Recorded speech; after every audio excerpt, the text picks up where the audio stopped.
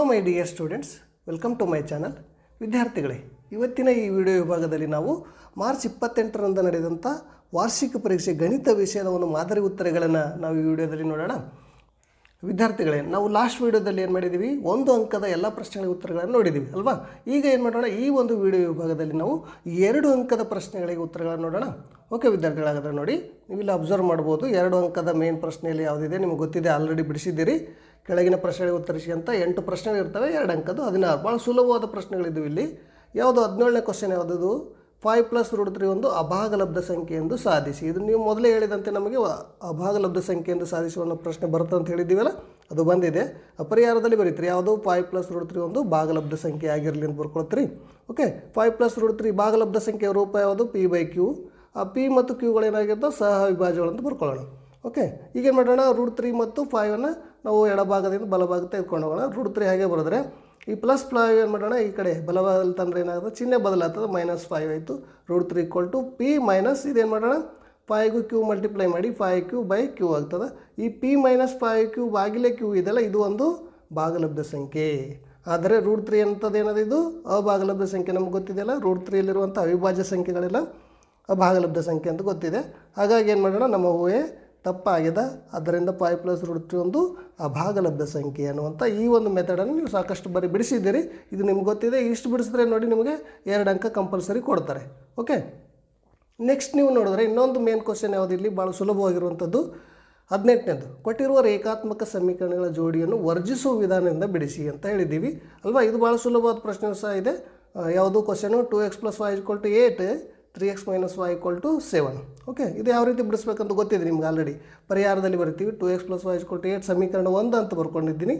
3x - y = 7 ಸಮೀಕರಣ 2 ಅಂತ ಬರೆದಿದ್ದೀವಿ. ಇಲ್ಲಿ ವರ್ಜಿಸುವ ವಿಧಾನ ಅಂತ ಹೇಳಿದ್ದಾರಲ್ವ. ಹಾಗಾಗಿ ನಾವೇನು ಮಾಡಬೇಕು, 2 ಚರಾಕ್ಷರ ಏನಾಗಿರಬೇಕು, ಸೇಮ್ ಇರಬೇಕು. ಇಲ್ಲಿ ಯಾವುದು +y - y ಎರಡು ಇರೋದ್ರಿಂದ, ಸೇಮ್ ಇರೋದ್ರಿಂದ ಅವುಗಳನ್ನು ನಾವೇನು ಮಾಡ್ಬೋದು, ವರ್ಜಿಸ್ಬೋದು. ಹಾಗಾಗಿ ಸಮೀಕರಣ 1 ಮತ್ತು 2ರಿಂದ ಅಂತ ಬರೆದು ಏನು ಮಾಡಿದ್ದೀವಿ ನೋಡಿ. ಇಲ್ಲಿ ಒಂದೇ ಸಮೀಕರಣ 2x + y = 8, 3x - y = 7 ಬರೆದಿದ್ದೀನಿ.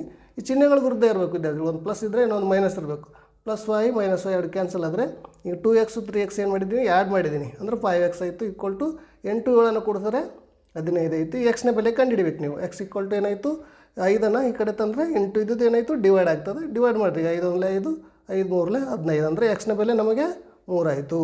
ಓಕೆ, ಈಗೇನು ಮಾಡಬೇಕು, ಎಕ್ಸ್ನ ಬೆಲೆ ಗೊತ್ತಾದಮೇಲೆ ಈ ಎಕ್ಸ್ನ ಬೆಲೆ ಏನು ಮಾಡಿ, ಸಮೀಕರಣ 1 ಅಥವಾ 2ರಲ್ಲಿ ನಾವೇನು ಮಾಡಬೇಕು, ಆದೇಶ ಮಾಡಬೇಕು. ಆದೇಶ ಅಂದರೆ ಒಂದನೇ ಸಮೀಕರಣ ಬರೆಯೋಣ. ಏನಿದೆ ಒಂದನೇ ಸಮೀಕರಣ, 2x + y = 8 ಅಂತ ತೆಗೆದುಕೊಂಡಿವಲ್ವಾ. ಬೆಲೆನೇ ಆದೇಶ ಮಾಡೋಣ. ಅಂದರೆ ತುಂಬಬೇಕು. ಅಂದರೆ 2 ಹಾಗೆ ಬರೀರಿ. ಎಕ್ಸ್ನ ಬೆಲೆ ಎಷ್ಟು, 3 + y ಹಾಗೆ ಬರೀರಿ =8 ಬರೀತಾರೆ. 2 ಮಲ್ಟಿಪ್ಲೈ ಮಾಡ್ತಾರೆ. 2 3 6 + y = 8. ಈ ವಾಯಿನ ಬೆಲೆ ಕಂಡುಹಿಡಿಬೇಕಾಗಿದೆಲ್ಲ. ಹಾಗಾಗಿ +6ಅನ್ನು ಏನು ಮಾಡಿರಿ, ಬಲಭಾಗದಲ್ಲಿ ತೊಗೊಂಡು ಬಂದರೆ -6 ಆಗ್ತದೆ. ಹಾಗಾಗಿ y = 8ರಲ್ಲಿ ಏನು ಮಾಡ್ಬೇಕು, 6ಅನ್ನು ಕಳೀರಿ, 2 ಆಗ್ತದೆ. ಅಂದರೆ ಏನಾಯಿತು, ಎಕ್ಸ್ನ ಬೆಲೆ 2 ಆದರೆ ವಾಯಿನ ಬೆಲೆ ಎಷ್ಟು ನೋಡಿ, 2 3. ಓಕೆ, x = 3 ಆ್ಯಂಡ್ y = 2 ಅಂತ ಬರೀಬೇಕು. ಇಷ್ಟು ಬರೆದ್ರೆ ಸಾಕು ವಿದ್ಯಾರ್ಥಿಗಳೇ, ನಿಮಗೆ 2 ಅಂಕ ಬರ್ತದೆ. ಸರಿ, ಈಗ ನೆಕ್ಸ್ಟ್ 19 ಕ್ವಶನ್ ನೋಡಿ, ಭಾಳ ಸುಲಭವಾದ ಪ್ರಶ್ನೆ. 19 ಏನಿದೆ, 5 8 11 ಈ ಸಮಾಂತರ ಶ್ರೇಣಿಯ ಮೊದಲ 20 ಪದಗಳ ಮೊತ್ತವನ್ನು ಸೂತ್ರ ಉಪಯೋಗಿಸಿ ಕಂಡುಹಿಡಿಯಿರಿ ಅನ್ನುವಂಥದ್ದು ಯಾವಾಗಲೂ ಕೇಳಿರುವಂಥ ಪ್ರಶ್ನೆ. ಅದಕ್ಕೆ ಏನು ಮಾಡಿದ್ದಾರೆ, ಒಂದು ಚಾಯ್ಸ್ ಕ್ವಶನ್ ಕೇಳಿದ್ದಾರೆ. 100 96 92 ಕೊನೆ ಪದ ಏನಿದೆ 12 ಇದೆ. ಸಮಾಂತರ ಶ್ರೇಣಿಯ ಪದಗಳ ಸಂಖ್ಯೆಯನ್ನು ಸೂತ್ರ ಉಪಯೋಗಿಸಿ ಕಂಡುಹಿಡಿಯಿರಿ. ಇದು 2ರಲ್ಲಿ ಯಾವುದಾದ್ರೂ ಒಂದನ್ನು ನೀವು ಸಾಲ್ವ್ ಮಾಡಬೇಕು. ಓಕೆ, ಇದು 19ನೇದು ಯಾವ್ದು ನೋಡಿ, ಇಲ್ಲಿ 5 8 11 ಇದು ಈ ಸಮಾಂತರ ಶ್ರೇಣಿಯ ಮೊತ್ತ ಕಂಡುಹಿಡಿಯೋಣ. ಈಗ ಮೊದಲನೇ ಪದ ಎಷ್ಟು, 5. ಇಲ್ಲಿ ಸಾಮಾನ್ಯ ವ್ಯತ್ಯಾಸ ಕಂಡುಹಿಡಿತಾರೆ. ಡಿ 8ರಲ್ಲಿ 5ಅನ್ನು ಕಳಿತಾರೆ ಎಷ್ಟು, 3. n = ಎಷ್ಟು, ಪದಗಳ ಸಂಖ್ಯೆ ಎಷ್ಟು ಕೊಟ್ಟಿದ್ದಾರೆ ಅವರು, 20. ಓಕೆ, ಈಗ ಸೂತ್ರ ಬರೀತೀರಿ ನೀವು. ಯಾವುದು ಮೊತ್ತ ಕಂಡುಹಿಡಿಯುವ ಸೂತ್ರ, Sn = n/2 × 2a + n - 1 × d. ಇದು ಕರೆಕ್ಟಾಗಿ ಬರೀದಿರ್ಬೇಕು ನೋಡಿ. ಈ ಸೂತ್ರವನ್ನು ಕರೆಕ್ಟಾಗಿ ಬರೆದ್ರೆ ಮಾತ್ರ ನಿಮ್ಗೆ ಏನಾಗ್ತದೆ, ಮುಂದೆ ಅಂಕ ಸಿಗ್ತದೆ. ಈಗ n ಇದ್ದಲ್ಲಿ 20 ಆದೇಶ ಮಾಡೋಣ. = n ಇದ್ದಲ್ಲಿ 20/2 ಬ್ರ್ಯಾಕೆಟ್ ಹಾಕಿರಿ. 2 × a ಬೆಲೆ ಎಷ್ಟು ಇಲ್ಲಿ ನೋಡಿ, 5 + n ಬೆಲೆ 20 - 1 × d ಬೆಲೆ ಎಷ್ಟು, ಸಾಮಾನ್ಯ ವ್ಯತ್ಯಾಸ 3 ಕಂಡುಹಿಡಿದ್ರೆ 3 ಬರೀತೀರ. ಓಕೆ, ಡಿವೈಡ್ ಮಾಡಿರಿ. 2 1 2 10 20 ಆಯಿತು, 10 ಆಯ್ತು. ಇಲ್ಲಿ 2 ಮಲ್ಟಿಪ್ಲೈ ಮಾಡಿ, 2 5 10 + 20ರಲ್ಲಿ 1ಅನ್ನು ಕಳೀರಿ, 19 × 3 ಹಾಗೆ ಬರೀತೀವಿ. 10 ಬ್ರ್ಯಾಕೆಟ್ ಆಗಿರಿ, 10 + 2 ಏನು ಮಾಡಬೇಕು, ಮಲ್ಟಿಪ್ಲೈ ಮಾಡಿ. 19 3 57. 57ರಲ್ಲಿ ಮತ್ತೆ 10ಅನ್ನು ಕೂಡಿಸ್ರಿ, 67 ಆಯಿತು. 67ಕ್ಕೆ ನೀವು ಏನು ಮಾಡಬೇಕು, 10ಅನ್ನು ಗುಣಿಸ್ಬೇಕು ವಿದ್ಯಾರ್ಥಿಗಳು. ಗುಣಾಕಾರ ಮಾಡಿದ್ರೆ ಎಷ್ಟಾಗುತ್ತೆ ನೋಡಿರಿ, 670. ಅಂದರೆ 20 ಪದಗಳ ಮೊತ್ತ ಎಷ್ಟಾಯಿತು, 670. ಇಷ್ಟು ಆನ್ಸರ್ ಬರಬೇಕು ನಿಮ್ಗೆ. ಬಂದರೆ 2 ಅಂಕ ಬರ್ತದೆ. ಓಕೆ, ಇಲ್ಲಿ ಇನ್ನೊಂದು ಚಾಯ್ಸ್ ಕ್ವಶನ್ ಸಹ ನಾನು ಬಿಡಿಸಿದ್ದೀನಿ ನೋಡಿ. 196, 92 ಕೊನೆ ಪದ ಎಷ್ಟು 12. ಇಲ್ಲಿ ಎ ಮೊದಲನೇ ಪದ 100, ಡಿ ಕಂಡುಹಿಡಿಯಿರಿ. 96ರಲ್ಲಿ 100 ಕಳೆದ್ರೆ -4. ಓಕೆ, ಎ ಎನ್ ಕೊನೆ ಪದ 12, ಎನ್ ಕಂಡುಹಿಡಿಬೇಕಾಯ್ತು ಪದಗಳ ಸಂಖ್ಯೆ. ಹಾಗಾಗಿ ಸೂತ್ರ ಯಾವ್ದು ಬರಬೇಕು ನೀವು? N = A plus N -1 into D. ಈ ಒಂದು ಸೂತ್ರದಲ್ಲಿ ಬೆಲೆಗಳನ್ನು ಆದೇಶ ಮಾಡಿ ಇದನ್ನು ಸಾಲ್ವ್ ಮಾಡ್ತಾ ಹೋದರೆ ನಮಗೆ ಎನ್ನ ಬೆಲೆ ಎಷ್ಟಾಗ್ತದೆ ನೋಡಿ ವಿದ್ಯಾರ್ಥಿಗಳೇ? 23 ಆಗ್ತದೆ ನೋಡಿ. ಯಾವುದಾದ್ರೂ ಒಂದನ್ನು ನೀವು ಬಿಡಿಸಿರ್ಬೇಕು. ಇಲ್ಲಿ ಒಂದು ಬಿಡಿಸಿದ್ರೆ ಸಾಕು, ಚಾಯ್ಸ್ ಬಿಡಿಸೋ ಅವಶ್ಯಕತೆ ಏನಿಲ್ಲ. ಓಕೆ, ನೆಕ್ಸ್ಟ್ ನೋಡಿ 20ನೇ ಕ್ವಶನು. ಚಿತ್ರದಲ್ಲಿ ಕೋನ ಎ ಬಿ ಸಿ 90 ಡಿಗ್ರಿ ಆಗಿದೆ. ಕೆಳಗಿನವುಗಳ ಬೆಲೆಗಳನ್ನು ಕಂಡು ಬರೆಯಿರಿ ಅಂತ ಹೇಳಿದ್ದಾರೆ. ಒಂದನೇದು ಸೈನ್ ಅಲ್ಫಾ, ಎರಡನೇದು ಟ್ಯಾನ್ ತೀಟ. ಇದು ಯಾವುದು ತ್ರಿಕೋನಮಿತಿಯ ಅಧ್ಯಾಯದಲ್ಲಿ ಕೇಳಿರುವಂಥ ಭಾಳ ಸುಲಭವಾದ ಲೆಕ್ಕ ನೋಡಿ. ಇದು ಸೈನ್ ಅಲ್ಫಾ ಅಂದಾಗ ಇಲ್ಲಿ ತ್ರಿಭುಜ ಕೊಟ್ಟಿದ್ದಾರೆ. ತ್ರಿಭುಜ ಎ ಬಿ ಸಿಯಲ್ಲಿ ಅಲ್ಪ ಅಂದರೆ ಈ ಕೋನ ತೆಗೆದುಕೊಳ್ರಿ. ಅಲ್ಪ ತೆಗೆದುಕೊಂಡಾಗ ಏನಾಗ್ತದೆ? ಅಭಿಮುಖ ಭಾವ ಯಾವುದಾಗುತ್ತದೆ? ಈ ಭಾವ ಏನೋ ಎ ಬಿ ಇದೆಯಲ್ಲ ಇದು ಅಭಿಮುಖ ಭಾವ ಆಗ್ತದೆ. ಇವಾಗ ಇದು ಪಾರ್ಶ್ವಭಾವ ಆಗ್ತದೆ. ನಮ್ಮ ಸೈನ್ ಅಲ್ಪ ಕಂಡುಹಿಡಿ ಅಂತ ಹೇಳಿದ್ದಾರೆ. ಹಾಗಾಗಿ ಒಂದೇದು ಬರ್ತೀನಿ. ಸೈನ್ ಅಲ್ಪ = ಏನದ ನಮಗೆ ಫಾರ್ಮುಲಾ? ಅಭಿಮುಖ ಭಾವ ಬೈ ವಿಕರ್ಣ. ಅಂದರೆ ಎ ಬಿ ಭಾಗಿಸು ಯಾವುದು? A C. A B by A C ಬರ್ತಿದ್ವಿ. ಎ ಬಿ ಅಳತೆ ಎಷ್ಟು ಕೊಟ್ಟಿದ್ದಾರೆ ನೋಡಿ? 3. ವಿಕರ್ಣ ಎಷ್ಟಿದೆ? 5. ಅಂದರೆ 3/5 ಬರೀಬೇಕು ವಿದ್ಯಾರ್ಥಿ. ಓಕೆ, ಅದೇ ರೀತಿ ಟ್ಯಾನ್ ತೀಟ ತೆಗೆದು ಅಂದರೆ ಈ ಕೋನವನ್ನು ಲಘು ಕೋನಾಗಿ ತೆಗೆದುಕೊಂಡ್ರೆ ತೀಟ ಕೋನ ಇದಾಗಿದೆ. ಇದು ಅಭಿಮುಖ ಭಾವ ಯಾವುದಾಗ್ತದೆ ನೋಡಿ? ಇವಾಗ ಇದು ಅಭಿಮುಖ ಆಗ್ತದೆ. ಉಲ್ಟಾ ಇಲ್ಲಿ ಅಭಿಮುಖ ಆದರೆ ಇದು ಏನಾಗ್ತದೆ? ಅವಾಗ ಇಲ್ಲಿ ಪಾರ್ಶ್ವ ಆಗ್ತದೆ. ಓಕೆ, ಟ್ಯಾನ್ ತೀಟ ಬರೀಬೇಕಾಗಿದೆ ನೀವು. ಅಂದಾಗ ಏನು ಮಾಡಬೇಕು? ಅಭಿಮುಖ ಭಾವ ಬೈ ಪಾರ್ಶ್ವಭಾವ ಇದೆ ನಮಗೆ. ಟ್ಯಾನ್ದ ಫಾರ್ಮುಲಾ ಏನು? B c by a b ಬರೆದಿದ್ದೀನಿ. B c by a b ಅಂದರೆ ಎಷ್ಟು ನೋಡಿ? ಬಿ ಸಿ ಅಳತೆ 4 ಮಾನ ಇದೆ, ಎ ಬಿ ಅಳತೆ 3, 4/3 ಬರೀರಿ. ಇಷ್ಟು ಬರೆದ್ರೆ ನಿಮಗೆ ನೋಡಿ ಇದು ಒಂದು ಅಂಕ ಮತ್ತು ಇದಕ್ಕೊಂದು ಅಂಕ ಸಿಗ್ತದೆ. ಸರಿ, ನೆಕ್ಸ್ಟ್ ನೋಡೋಣ. 21 ಕ್ವಶನ್ ನೋಡಿ. ಇದು ವರ್ಗ ಸಮೀಕರಣ ಅಧ್ಯಾಯದಿಂದ ಇರುವಂಥದ್ದು. ಇದು ಅಪವರ್ತನ ವಿಧಾನದಿಂದ x² + 4x - 60 = 0 ವರ್ಗ ಸಮೀಕರಣದ ಮೂಲಗಳನ್ನು ಕಂಡುಹಿಡಿಯಿರಿ. ಓಕೆ, ಅಥವಾ ಚಾಯ್ಸ್ ಕ್ವಶನ್ ಇದೆ ಇನ್ನೊಂದು. 2x² + 3x - 7 = 0 ವರ್ಗ ಸಮೀಕರಣದ ಶೋಧಕವನ್ನು ಕಂಡುಹಿಡಿಯಿರಿ ಮತ್ತು ಮೂಲಗಳ ಸ್ವಭಾವವನ್ನು ಬರೆಯಿರಿ. ಓಕೆ, ಯಾವುದಾದ್ರು ಒಂದು ಮಾಡಿರಿ. ನಿಮಗೆ ಯಾವುದು ಈಸಿ ಆಗ್ತದೆ ಅದು ಮಾಡಿದ್ರೆ ಸಾಕು, 2 ಅಂಕ ಬರ್ತದೆ. ಓಕೆ, ಇಲ್ಲಿ ನಾವು ಮೊದಲು ಅಪವರ್ತನ ವಿಧಾನ ಇದು ಬಿಡಿಸೋಣ. ಬಿಡಿಸಿದ್ದೀವಿ ನೋಡಿ. x² + 4x - 60 = 0. ಇಲ್ಲೇನು ಮಾಡಬೇಕು? ಗುಣಾಕಾರ ಮಾಡಿದ್ರೆ -60 ಬರಬೇಕು. ನಿಮ್ಗೆ ಗೊತ್ತಿದೆಯಲ್ಲ ಅಪವರ್ತನ ವಿಧಾನದಲ್ಲಿ ಕೊನೆಯ ಸಂಖ್ಯೆ -60 ಬರಬೇಕು. ಮಧ್ಯದ ಸಂಖ್ಯೆ ಎಷ್ಟು? +4 ಇದೆ ಅಲ್ವಾ? +4 ಕೂಡಿಸಿ ಕಳೆದ್ರೆ ಹತ್ರ ಬರಬೇಕು. ಅಂಥ 2 ಸಂಖ್ಯೆ ಯಾವ್ದು ತೆಗೆದುಕೊಂಡು ಅಪವರ್ತನ ಅಂದರೆ 10 × 60. 10ರಲ್ಲಿ ನಾವು 6 ಕಳೆದ್ರೆ ಎಷ್ಟಾಗ್ತದೆ ನೋಡಿರಿ? +4 ಅಲ್ವಾ? ಈ 2 ಅಪವರ್ತನ ತೆಗೆದುಕೊಂಡ್ರಿ. 10 ಮತ್ತು 6 ಅಂತ ತೆಗೆದುಕೊಂಡಿದ್ವಿ. ಹಾಗಾಗಿ x² + 10x - 6x - 60 = 0 ಅಂದರೆ 10 × 60. 10ರಲ್ಲಿ 6 ಕಳೆದ್ರೆ 4x. ಓಕೆ, ಈ ರೀತಿ ಇದನ್ನು ಬರೀತೀರಿ. ಈಗ 2ರಲ್ಲಿ ಕಾಮನ್ ತೆಗೆದುಕೊಂಡ್ರೆ ನಿಮಗೆ ಇಲ್ಲಿ x² ಇದೆ, ಇಲ್ಲಿ x ಇದೆ. x ಅನ್ನು ಹೊರಗಡೆ ಬರೀರಿ. ಬ್ರ್ಯಾಕೆಟ್ನಲ್ಲಿ ಇಲ್ಲಿ x ಉಳಿತು ಪ್ಲಸ್ x ಹೊರಗೆ ಹೋದರೆ ಏನು ಉಳಿತು? 10 ಆಯಿತು. ಇಲ್ಲಿ 2ರಲ್ಲಿ ಏನಿದೆ? ಮೈನಸ್ ಹೊರಗಡೆ ಹಾಕಿದ್ರೆ 6 ಮತ್ತು 60ರಲ್ಲಿ ಕಾಮನ್ ಏನಾಗ್ತದೆ? 6 ಆಗ್ತದೆ ಅಲ್ವಾ? ಮಸ 6 ಆಯಿತು. ಎಕ್ಸ್ ಆಗಿ ಬರೀರಿ. 6 6 60 ಹೇಳಿ 6 10 60 ಅಂದರೆ x + 10 x + 10 ಎರಡು ಸೇಮ್ ಆಯಿತಾ? ಈಗ ಒಂದು ಬ್ರ್ಯಾಕೆಟ್ ಬರ್ತೀವಿ. ಇನ್ನೊಂದು ಉಳಿದಿದ್ದು x - 6 = 0 ಬಿಟ್ಟರೆ ಈ ಎಕ್ಸ್ನ ಬೆಲೆ ಕಂಡುಹಿಡಿಬೇಕಾಗಿದೆ ನೀವು ಅಲ್ವಾ? ಇದನ್ನು 0ಕ್ಕೆ ನೀವು ಇಲ್ಲಿ ಸಮ ಮಾಡಿದ್ರೆ ನೋಡಿ ಏನಾಗ್ತದೆ? x + 10 = 0 ಆರ್ x - 6 = 0 ಅಂತ ಬರ್ಕೊಳ್ರಿ. ಓಕೆ, ಎಕ್ಸ್ನ ಬೆಲೆ ಕಂಡುಹಿಡಿದ್ರೆ ಈಗ +10 ಈ ಕಡೆ ತಂದರೆ -10 ಆಗ್ತದೆ, ಅಥವಾ x = ಏನಾಗ್ತದೆ? +6 ಆಯಿತು. ಓಕೆ, ಎಕ್ಸ್ನ ಬೆಲೆ ನೋಡು -10 ಮತ್ತು 6. ಸರಿ, ಅದೇ ಥರ ಶೋಧಕ ನೀವು ಕಂಡುಹಿಡಿಬೋದು. ಯಾವುದಾದ್ರೂ ಒಂದು ಮಾಡಿರಿ. ಶೋಧಕನೂ ಸಹ ನಾನು ಇಲ್ಲಿ ಮಾಡಿದ್ದೀವಿ ನೋಡಿ. ಯಾವುದು ಪರಿಹಾರದಲ್ಲಿ? 2x² + 3x - 7 = 0. ಎ ಬೆಲೆ ಎಷ್ಟು? 2, ಬಿ ಬೆಲೆ 3, ಸಿ ಬೆಲೆ -7. ಶೋಧಕ ನಿಮ್ಗೆ ಗೊತ್ತಿದೆಯಲ್ಲ, b² - 4ac. ಓಕೆ, ಬಿ ಬೆಲೆ 3 ಸ್ಕ್ವೇರ್ ಹಾಕಿರಿ, -4 ಇಂಟು ಎ ವ್ಯಾಲ್ಯೂ ಎಷ್ಟು? 2 ಇಂಟು ಸಿ ವ್ಯಾಲ್ಯೂ ಎಷ್ಟು? -7. ಓಕೆ, 3 ವರ್ಗ ಎಷ್ಟು? 9. ಇಲ್ಲಿ ಮಲ್ಟಿಪ್ಲೈ ಮಾಡಬೇಕು. 3 ಮಲ್ಟಿಪ್ಲೈ ಮಾಡಬೇಕಾದ್ರೆ -8 ಪ್ಲಸ್ ಆಯ್ತದೆ. ಈಗ 4 8 8 56 ಆಯಿತು. 56 ಮತ್ತು 9 ಕೂಡಿಸ್ರೆ ಎಷ್ಟಾಗ್ತದೆ ನೋಡಿರಿ?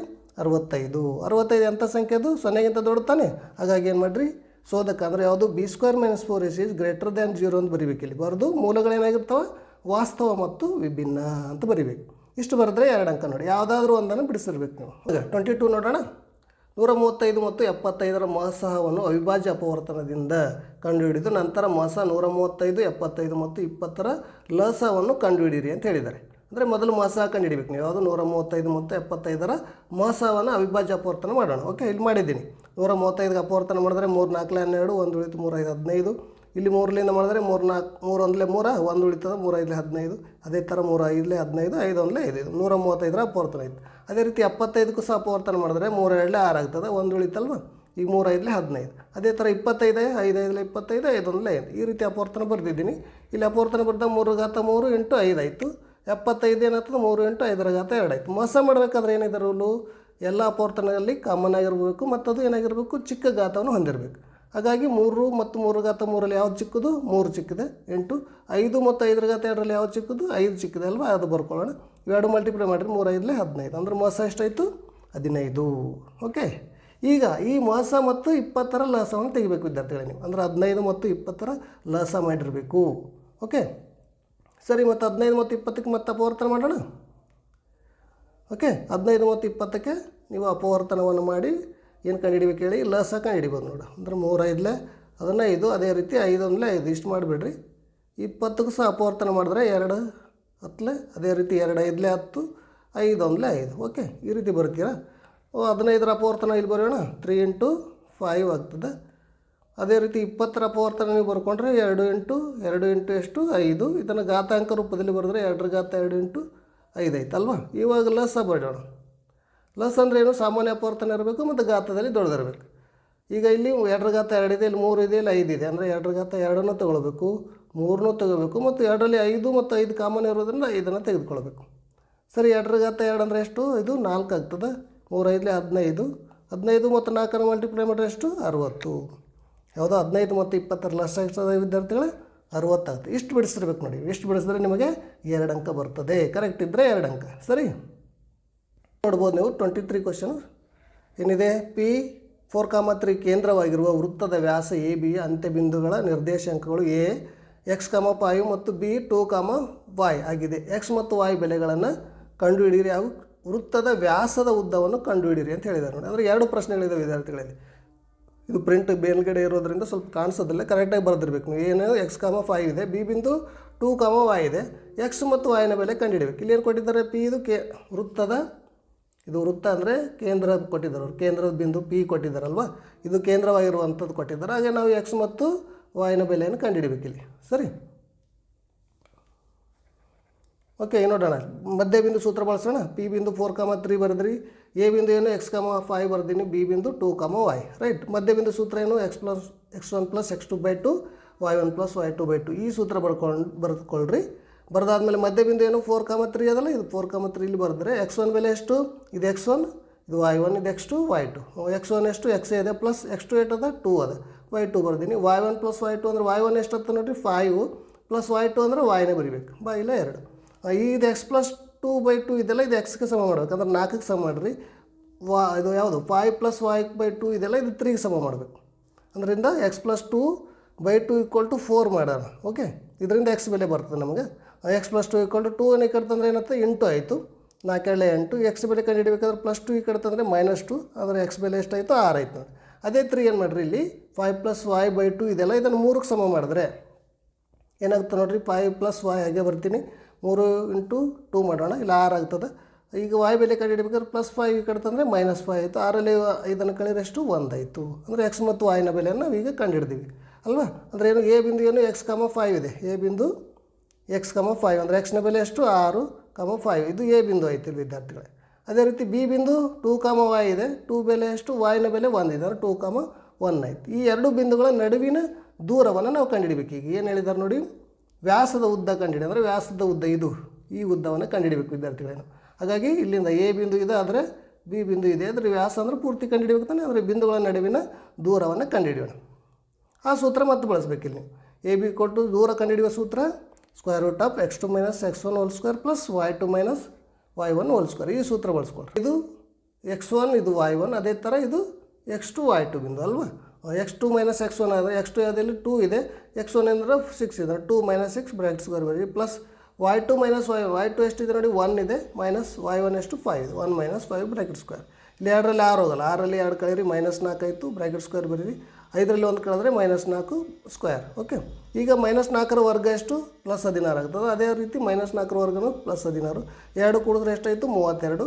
ಈ 32ರಲ್ಲಿ ಯಾವ ರೀತಿ ಬರ್ದೀನಿ ನಾನು ಅಂದರೆ 16 × 2 ಬರ್ದೀನಿ. ಯಾಕಂದರೆ 16 ವರ್ಗಮೂಲ ಎಷ್ಟು? 8 ಅಲ್ವಾ? ಸಾರಿ 16 ವರ್ಗಮೂಲ ಎಷ್ಟು? 4. ಹೌದು, 4√2 ಮಾನ ಅಂತ ಬರೀರಿ ವಿದ್ಯಾರ್ಥಿ. ಮಾನಗಳು. ಓಕೆ ಈ ರೀತಿ ಬಿಡಿಸ್ಬೇಕು ನೋಡಿ. ಇದು ಬಿಡಿಸಿದ್ರೆ ನಿಮಗೆ 2 ಅಂಕ ಬರ್ತದೆ. ಅಷ್ಟು ಸ್ವಲ್ಪ ದೊಡ್ಡದಾಗಿ ಕೊಟ್ಟಿದ್ದಾರೆ ಅವರು. ನೋಡೋಣ. O ಕೇಂದ್ರವುಳ್ಳ ವೃತ್ತಕ್ಕೆ ABಯು ಸ್ಪರ್ಶಕವಾಗಿದೆ. ಎಯು ಸ್ಪರ್ಶ ಬಿಂದುವಾಗಿದೆ. ಕೋನ OBA 45 ಡಿಗ್ರಿ ಆದರೆ ತ್ರಿಭುಜ AOB ಒಂದು ಸಮದ್ವಿಬಾಹು ತ್ರಿಭುಜ ಎಂದು ಸಾಧಿಸಿ. OB ಈಕ್ವಲ್ ಟು 5√2 ಸೆಂಟಿಮೀಟರ್ ಆದರೆ ವೃತ್ತದ ತ್ರಿಜ್ಯವನ್ನು ಕಂಡುಹಿಡಿಯಿರಿ ಅಂತ ಹೇಳಿದ್ದಾರೆ ವಿದ್ಯಾರ್ಥಿ. ವೃತ್ತದ ತ್ರಿಜ್ಯ ಯಾವುದು OA, ಇದು ಕಂಡುಹಿಡಿಬೇಕು ನೀವು. ಅದೇ ರೀತಿ AOB ತ್ರಿಭುಜ ಇದೆಯಲ್ಲ, ಇದು ಸಮದ್ವಿಬಾಹು ತ್ರಿಭುಜ ಅಂತ ಸಾಧಿಸ್ಬೇಕು ನಾವು. ಯಾವ ರೀತಿ ಸಾಧಿಸಬೇಕಾದ್ರೆ ಒಂದು ಕೋನ ಕೊಟ್ಟಿದ್ದಾನೆ ನೋಡಿ, ಇಲ್ಲಿ 45 ಡಿಗ್ರಿ ಕೊಟ್ಟಿದ್ದಾನೆ. ಇದೆಷ್ಟು ಇರುತ್ತೆ ಹೇಳಿದ್ದು, ಸ್ಪರ್ಶಕ ಮತ್ತು ತ್ರಿಜ್ಯದ ನಡುವಿನ ಕೋನ 90 ಡಿಗ್ರಿ ಇರುತ್ತಲ್ವ. ಇದು 90 ಡಿಗ್ರಿ ಇದೆ, ಇದು 45 ಡಿಗ್ರಿ ಇದೆ. ಇನ್ನೊಂದು ಕೋನ ಎಷ್ಟು ಇರಬೇಕು ನಮಗೆ, 45 ಡಿಗ್ರಿನೂ ಇರಬೇಕು. ಹಾಗಾದರೆ ಇವೆರಡು 45 ಡಿಗ್ರಿ ಕೋನಗಳು ಅದಾವ. ಇದು 90 ಅದ. ಎರಡು ಕೋನಗಳು 45 ಇದಾವೆ ಅಂದರೆ ಈ ಅಭಿಮುಖ ಬಾಹುಗಳು ಏನಾಗಿರ್ತವೆ, ಸಮನಾಗಿರ್ತವೆ. ಅಂದರೆ ಯಾವುದು AB ಏನಾಗಿರ್ತದೆ, AO ಸಮ ಆಗಿರುತ್ತೆ. ಎರಡು ಅಭಿಮುಖ ಬಾಹುಗಳು ಸಮನಾಗಿರುತ್ತೆ. ಈ ರೀತಿ ನಾವು ಇದನ್ನು ಸಾಧಿಸೋಣ. ಓಕೆ, ಯಾವ ರೀತಿ ಬರೆಯೋಣ ಇಲ್ಲಿ ಪರಿಹಾರದಲ್ಲಿ. ಕೋನ OAB 90 ಡಿಗ್ರಿ ಆಗ್ತದೆ, OAB 90 ಡಿಗ್ರಿ. OBA ಕೊಟ್ಟರೋರು ಎಷ್ಟು, 45 ಡಿಗ್ರಿ. OB ಅಳತಿ ಕೊಟ್ಟಿದ್ದಾರೆ. OB ಯಾವುದು, ಇದು 5√2 ಸೆಂಟಿಮೀಟ್ರ್ ಕೊಟ್ಟಿದ್ದಾರೆ. OA ಕಂಡುಹಿಡಿಬೇಕು, ಯಾವುದು ತ್ರಿಜ್ಯ ಕಂಡುಹಿಡಿಬೇಕು ನಾವು. ಓಕೆ, ಇಷ್ಟು ಬರ್ದಿದ್ದೀನಿ. OB equal to AOB 45 degree ಅಂತ ಬರ್ದಿದ್ದೀವಿ. ಯಾವುದು OBA ಇದು 45 ಡಿಗ್ರಿ ಆದರೆ ಇದನ್ನು ಯಾವುದು AOB ಈ ಕೋನ 45 ಡಿಗ್ರಿ ಇರುತ್ತೆ, ಎರಡು ಅಲ್ವಾ. ಹಾಗಾಗಿ ಏನು, ಎರಡು ಬಾಹುಗಳು ಸಮ. ಯಾವುದು ಅಭಿಮುಖ ಬಾಹುಗಳು AO ಈಕ್ವಲ್ ಟು AB ಅಂತ. ಯಾಕಂದರೆ ಸಮಕೋನಗಳಲ್ಲಿ ಅಭಿಮುಖ ಬಾಹುಗಳು ಸಮ ಆಗಿರ್ತವೆ ಅಂತ ಬರೆಯೋಣ. ಓಕೆ, ಆದ್ದರಿಂದ ತ್ರಿಭುಜ AOB ಏನಿದು ಸಮದ್ವಿಬಾಹು ತ್ರಿಭುಜ. ನೆಕ್ಸ್ಟ್ ಏನು ಮಾಡ್ಬೇಕು ನೀವೀಗ, ಈಗ ನೋಡಿ ಯಾವುದು ತ್ರಿಜ್ಯ ಕಂಡುಹಿಡಿಬೇಕು. ಇದು AO ಕಂಡುಹಿಡಿಬೇಕಾಗಿದೆ ಅಲ್ವಾ. ಈ ಬಾಹು ಕೊಟ್ಟಿದ್ದಾರೆ, ಕೋನ 45 ಡಿಗ್ರಿ ಇದೆ. ನೀವು ಎರಡು ವಿಧಾನಗಳಲ್ಲಿ ಕಂಡುಹಿಡ್ಬೋದು ವಿದ್ಯಾರ್ಥಿಗಳು. ಪೈಥಾಗೋರಸ್ ಪ್ರಮೇಯನ ಯೂಸ್ ಮಾಡ್ಕೋಬೋದು ಅಥವಾ ಸೈನ್ ಥೀಟಾ ತೆಗೆದುಕೊಂಡು ಸೈನ್ನ ಬೆಲೆ ತೆಗೆದುಕೊಂಡು ಇದನ್ನು ಕಂಡುಹಿಡೋಣ. ಯಾವ ರೀತಿ, ನಾನು ಸೈನ್ ತೆಗೆದುಕೊಂಡು ಕಂಡುಹಿಡಿಲ್ಲ, ಸೈನ್ B ಅಂತ ಮಾಡೋಣ. ಸೈನ್ B ಈಕ್ವಲ್ ಟು ಯಾವುದಾಗ್ತದೆ ನೋಡ್ರಿ, ಇಲ್ಲಿ ನಾವು ಇದು 45 ಡಿಗ್ರಿ ಇದು ಕೋನ ಲಘು ಕೋನ ತೆಗೆದುಕೊಂಡ್ರೆ ಇಲ್ಲಿ ಅಭಿಮುಖ ಬಾಹು ಇದಾಗ್ತದೆ, ಇದು ವಿಕರಣ ಇದೆ, ಇದು ಪಾರ್ಶ್ವಭಾವ ಅಲ್ವಾ. ನಮ್ಮದೇನು ಸೈನ್ ಅನುಪಾತ ಏನದ ಅಭಿಮುಖ ಬಾಹು ಬೈ ವಿಕರಣ ಇದೆ ನೋಡಿ. ಅಭಿಮುಖ ಬಾಹುದು AO ಹೌದಾ, AO ಬೈ ಏನಿದೆ OB ಅಲ್ವಾ. ಓಕೆ, ಸೈನ್ B ಅಂದರೆ ಸೈನ್ ಇರಲಿ ಎಷ್ಟು, B ಇದ್ದಲ್ಲಿ ಎಷ್ಟು 45 ಡಿಗ್ರಿ ಕೋನ ಇದೆ ಅಲ್ವಾ. AO ಕಂಡುಹಿಡಿಬೇಕು ನಾವು, ಯಾವುದು ತ್ರಿಜ್ಯ. OB ಕೊಟ್ಟಿದ್ದಾರೆ ಎಷ್ಟು, 5√2 ಸೆಂಟಿಮೀಟ್ರ್ ಕೊಟ್ಟಿದ್ದಾರೆ ನೋಡಿ ಇಲ್ಲಿ. ಸರಿ, ಓಕೆ ವಿದ್ಯಾರ್ಥಿ. ಈಗ ನೋಡಿ ಸೈನ್ 45 ಡಿಗ್ರಿ ಬೆಲೆ ಎಷ್ಟು, 1/√2 ಇದೆ. ಅದೇ ರೀತಿ AO ಕಂಡುಹಿಡಿಬೇಕು, 5√2 ಹಾಗೆ ಬರೆಯೋಣ. ಈಗ ನಾವು ಕ್ರಾಸ್ ಮಲ್ಟಿಪ್ಲೈ ಮಾಡಿದ್ರೆ ಏನಾಗ್ತದೆ, 5√2 ಹೌದು AO ಅಥವಾ OA ಈಕ್ವಲ್ ಟು /2 ಬರ್ತದೆ, √2 ಬರ್ತದೆ. √2 ಕೆಟ್ ಕ್ಯಾನ್ಸಲ್ ಆದರೆ AO ಈಕ್ವಲ್ ಟು ಎಷ್ಟು, 5 ಸೆಂಟಿಮೀಟರ್. ಅಂದರೆ ತ್ರಿಜ್ಯದ ಎಷ್ಟು, ತ್ರಿಜ್ಯದ ಅಳತೆ 5 ಸೆಂಟಿಮೀಟರ್ ಆಗ್ತದೆ ವಿದ್ಯಾರ್ಥಿಗಳು. ಓಕೆ, ಈ ರೀತಿ ಇದನ್ನು ನೀವು ಮಾಡಬೇಕು. ಇಷ್ಟು ಮಾಡಿದ್ರೆ ನೋಡಿ ಇಲ್ಲಿಯೂ ಸಹ ನಿಮಗೆ 2 ಅಂಕ ಬರ್ತದೆ. ಓಕೆ ವಿದ್ಯಾರ್ಥಿಗಳು, ಆಯಿತು. ಅಂದರೆ 24 ನಾವು 2 ಅಂಕದ ಎಲ್ಲ ಪ್ರಶ್ನೆಗಳಿಗೆ ಬಿಡಿಸಿದ್ದೀವಿ. ಈ ಎಲ್ಲ ಪ್ರಶ್ನೆಗಳು ನೀವು ಕರೆಕ್ಟಾಗಿ ಬಿಡಿಸಿದರೆ ನಿಮಗೆ ನೋಡಿ 16 ಅಂಕಗಳು ಭಾಳ ಸುಲಭವಾಗಿ ಪಡ್ಕೋತೀರಿ ಅಂತ ಹೇಳ್ತಾ ವಿದ್ಯಾರ್ಥಿಗಳು ಇಲ್ಲಿವರೆಗೂ ಈ ವಿಡಿಯೋವನ್ನು ವೀಕ್ಷಿಸಿದ್ರಿ. ತಮಗೆಲ್ಲ ಆತ್ಮೀಯವಾದ ಧನ್ಯವಾದಗಳು.